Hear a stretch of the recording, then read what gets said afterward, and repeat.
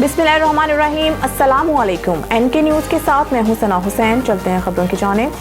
Chief justice का नस्ला tower की ज़मीन बेचकर अलॉटीज़ को मुआवजे की अदायगी का हुक्म। चीफ जस्टिस पाकिस्तान काजी फाइज़ ईसा की सरबराही में सुप्रीम कोर्ट कराची रजिस्ट्री में नस्ला टावर के मुतासरीन को मुआवजा अदायगी से मुतल्लिक केस की समाअत हुई, जिस दौरान मुतासरीन के वकील ने दलाइल देते हुए कहा कि नस्ला टावर के बिल्डर का इंतकाल हो चुका और ताहाल मुआवजा नहीं मिला। अदालत ने 44 मुतासरीन को मुआवजा अदायगी का हुक्म दिया था। इस पर अदालत ने कहा कि नस्ला टावर के मुतासरीन मलकियत के दस्तावेजी शवाहिद के साथ ऑफिशियल असाइनी से रब्ता करें।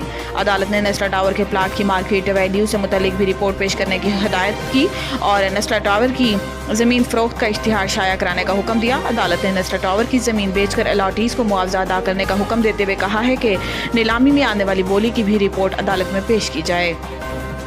इस्लामाबाद में रोटी की कीमत में कमी का नोटिफिकेशन मुअत्तल।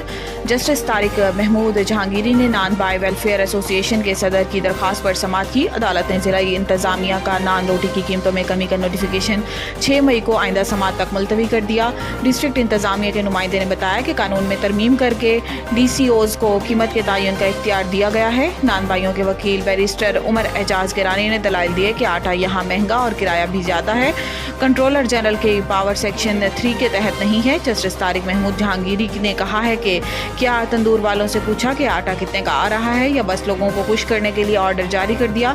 अदालत ने आइंदा समाअत तक नोटिफिकेशन मुअत्तल करते हुए फ्रीकैन से तफसीली जवाब तलब कर लिया और समाअत 6 मई तक मुलतवी कर दी। हमारे खदशात हैं, शब बारात पर बुशरा बीबी के खाने में जहर मिलाया गया।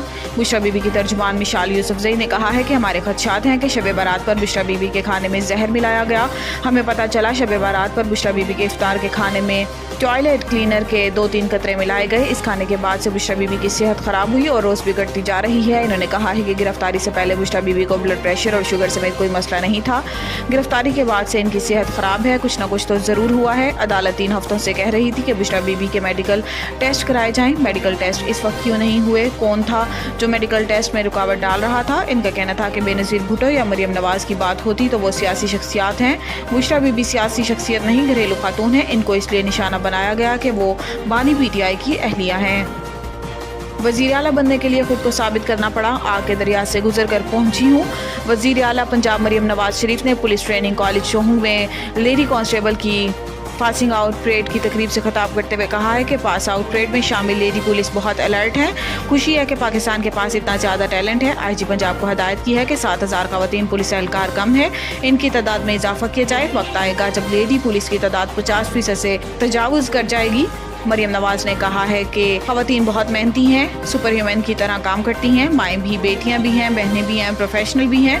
जितनी मेहनत से ख़वातीन काम करती हैं कोई सोच भी नहीं सकता। खुशी हुई कि इस दफ़ा पुलिस सोर्ड ऑफ ऑनर एक नौजवान खातून को दी। इनका कहना था कि पहली बार पुलिस यूनिफॉर्म पहना तो एहसास हुआ पुलिस की नौकरी या CM का हलफ हो बहुत ही जिम्मेदारी का काम है। मेरा दिल में इंतकाम का जज्बा नहीं होता, जालिम को सजा देते हुए भी तकलीफ होती है।